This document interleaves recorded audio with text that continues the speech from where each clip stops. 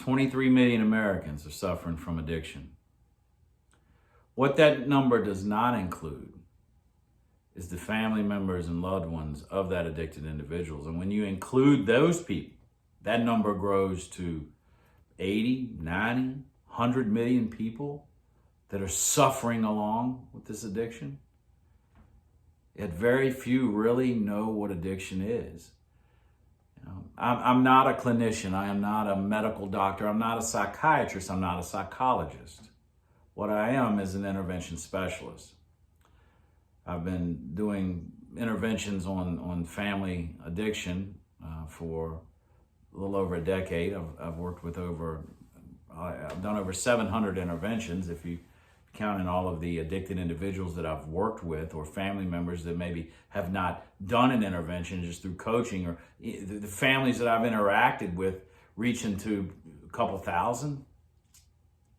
And one thing seems to be consistent in that is families look at addiction as the problem.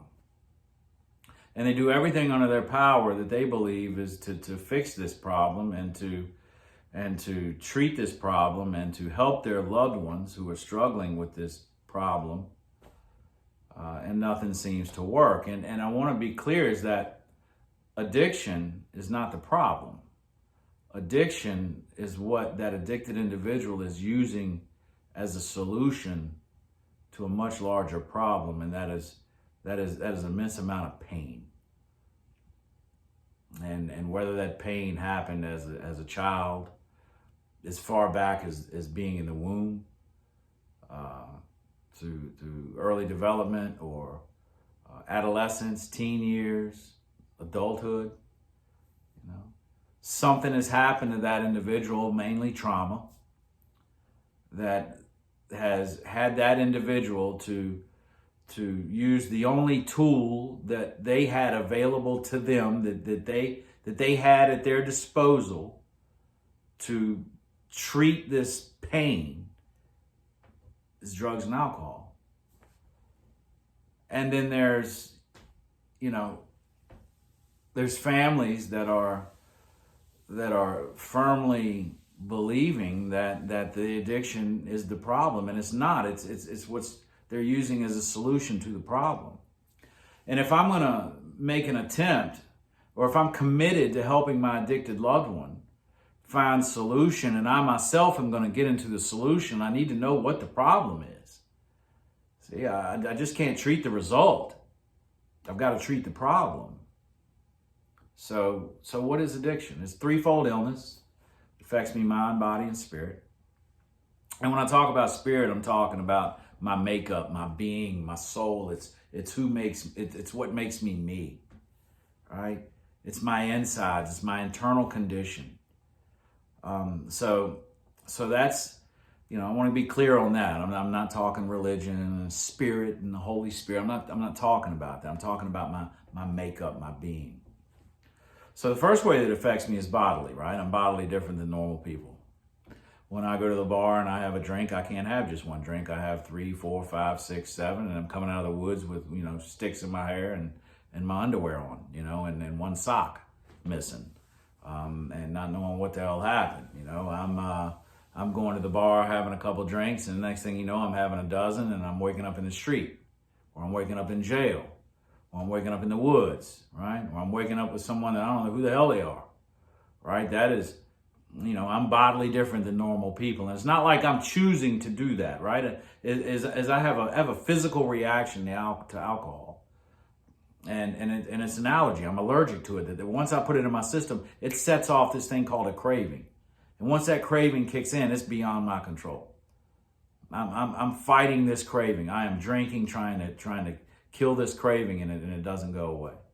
A normal person does not have that. They're bodily different than me. A normal person can go to the bar and have a half a glass of wine. A normal person can drink a half a glass of wine every night, or a glass of wine every night, and lead a productive life. That craving doesn't set off. And when they don't have that glass of wine, they're not obsessing about it. So that's the physical part. And if that was all there was to it, as many people think, and they're looking at their loved ones saying, why don't you just stop drinking? You know, just have one. Just drink light beer. You know, just control yourself. Right? That's like taking a box of X-Lax and trying on my willpower to control myself. Willpower is to no avail here. And it's not a moral issue either. You know, we do some crazy things and we, you know, we'll act like, you know, our morals are in the toilet, but it's not a moral thing. It's an illness. And again, willpower is to no avail in that. Right? So it's this physical reaction to me when I go to the bar and I take a drink, or I go to the Coke man and want to just say I'm going to get $20 worth of Coke.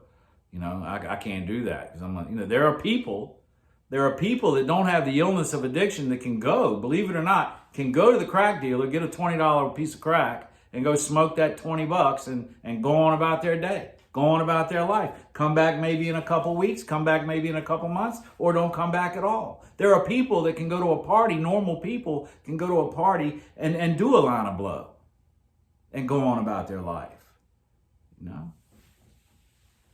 Those of us that actually have the disease of addiction cannot do that. Because once we put it in our system, it sets off this craving, and off to the races we go. Until we pass out, get locked up, you know, die, you know, run out, you know, meaning run out of drugs, and no means to get any more. I've used my money, I've used your money, and I've used grandma's money and grandma's TV and, you know, dad's pistol and all of those things, and that's all gone, and I'm out. Right? And the spree is over. But what if we just stayed away from it? Well, we can't stay away from it because I have what's called the mental obsession. And that's where my illness centers, is in my mind. And it lies to me. And it tells me that I'm not addicted.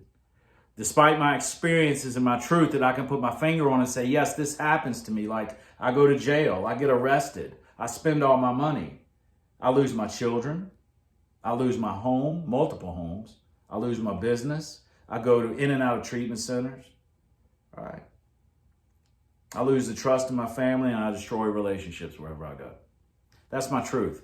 My mind tells me that I can handle it this time. My mind tells me that I can have just one. My mind tells me that I can just go get a gram of Coke, and that'll last me through the night, and I'll be all right. I don't have an experience that shows me that, but my mind tells me that I can do that, and I'm without defense against buying that lie. My mind cannot differentiate the truth from the false when it comes to drugs and alcohol. And I'll put it in my system, and I'm off to the races. The allergic reaction happens, the craving kicks in, and I'm off to the races, and I you know, the spree stops or gets stopped. And I'm sober for a couple of days or a day or whatever, and my mind starts telling me, hey man, you can handle this, just one. You don't really have a problem, or no one will know. And believe me, people know when I smoke crack, right? People know when I take pills, right? My mind will tell me, man, I'm gonna get this bottle of pills and I'm gonna wean myself off, but because this time I'm physically addicted to opiates and to pain pills. So my mind would tell me, it says, look, I'm gonna get this bottle of pills, and I'm gonna take, 10 today, and then I'll take 5 the next day, and I'll take 4 the day after that, and I'm gonna break the other 2 down, and then I'll wean myself off. I don't have an experience that shows me I can do that. My experience shows me that I get a bottle of pills, and I'm gonna take 10 today, and I'm gonna take 10 tonight. And then I'm gonna be out and be dope sick tomorrow. Over and over and over and over again. But my mind tells me I can handle it, and I'm without defense against buying that lie. Sounds like I've lost the power of choice. It does, and I have. So I really don't understand why in treatment centers and in the treatment world or in the therapeutic world we're talking about, drug of choice. My drug of choice, as my friend says, is an aspirin. I can take one, and then I can choose whether I can go back to the cabinet and take another one. Drugs and alcohol don't work that way with me. So why is my mind lying to me? And it doesn't seem like, from what I'm explaining, that there's ever any hope. And if that's the case, it sounds like I've just got to change people, places, and things. It means that I must isolate myself from the world and stay hidden in my room. It means that my life is over and that I should never, ever see the light of day for fear of that my mind's that I'm just gonna, throw myself out into the street and go buy some dope. That's not sobriety. That's not what sobriety is about. Sobriety is about emotional sobriety. And what does emotional sobriety means? It means treating this internal condition. All right? There's not a medication on the planet that's going to treat this internal condition.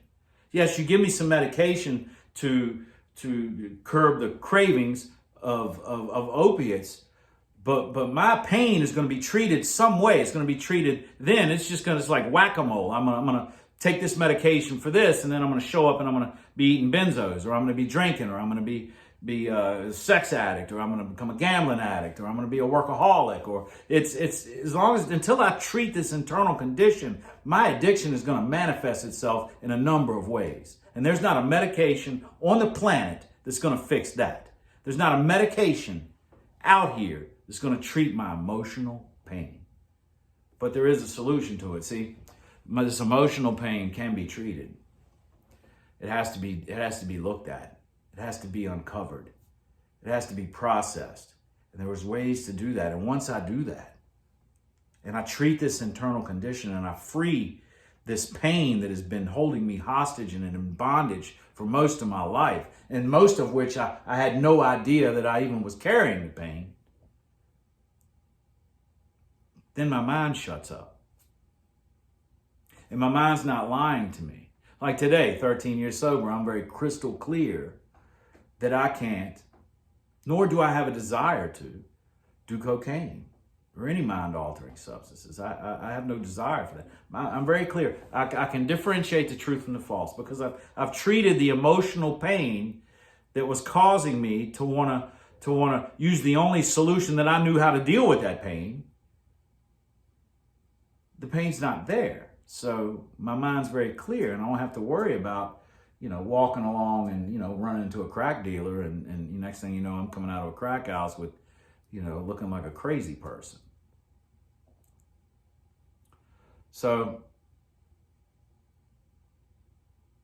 addiction is pretty simple to break down like that. And I like keeping things simple. Most good ideas are simple.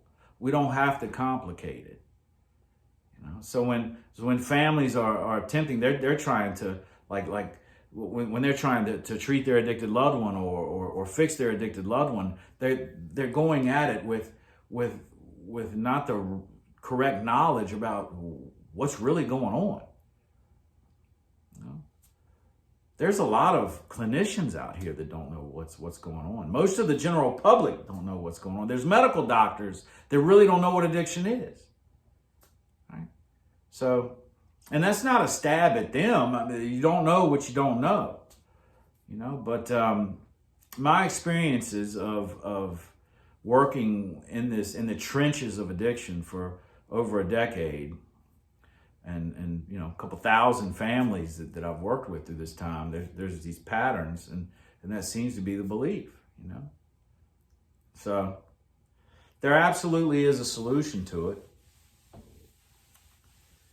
It takes a lot of work. It takes willingness. It takes a desperation in an individual to want to uncover this pain that they've been suppressing for decades or more, and allow that to be brought out and cast out old ideas and mistaken belief systems, allow new ones to come in. I can tell you that I did that. It wasn't easy. I went to multiple treatment centers. And it took a lot of desperation for me. It took a family not enabling me any longer. That lack of enabling provided me an opportunity for desperation. It really showed me where my addiction had gotten me. See, my family had kept putting this mattress under me, this soft landing under me, for years and years, thinking that they were helping me. They were robbing me of pain. They were robbing me of the experiences that I need. And when I work with families and I'm asking them I ask them, I say, look, do you have confidence in your loved one enough? Do you believe that they are capable enough that if they burnt their life completely to the ground and then sobered up, do you think they could rebuild it? And they said, absolutely, yeah. And then my response is, then why are we putting that mattress under them? Why are we giving them that soft landing? You know? So there is a way to treat it. Like I said, it involves the family taking action. It involves family recognizing and understanding what addiction is, and it requires family to work together for a common goal, with everyone understanding what addiction is. And when you can do that, and you can stop the enabling and do your own healing from the effects that addiction has taken on you, the likelihood of your addicted individual reaching a point of willingness through some desperation of their own to want to change their life. And then they go into a program, an appropriate program, where they're going to dig down and they're going to get down to that root of what's causing all of this and deal with that pain, process that. And then it's highly possible and highly likely, if an individual does that, they lead a life of abundance. They lead a life of freedom and peace. You hear the word relapse floating around out here a lot. Everybody just uses relapse. I've relapsed 20 times. Really? You've never been emotionally sober, so where are you relapsing from? You just return to use. You just you just picked up again the only solution that you know, because you still have that serious problem, which is the pain. Right? If I pick up today, then I've relapsed because I've been emotionally sober. And if I'm picking up again, it means that there's a lot more pain that I haven't dealt with. So there's a few daily disciplines that I have to do on a daily basis to maintain this condition. Right? And I'm not saying like I'm levitating. I can cause some harm. I can be selfish and self-centeredness and inconsiderate and be harmful to relationships and wreak havoc still, But in the 13 years that I've been sober, once I hit that desperation point and that willingness, the obsession to do drugs and drink left me and has not returned.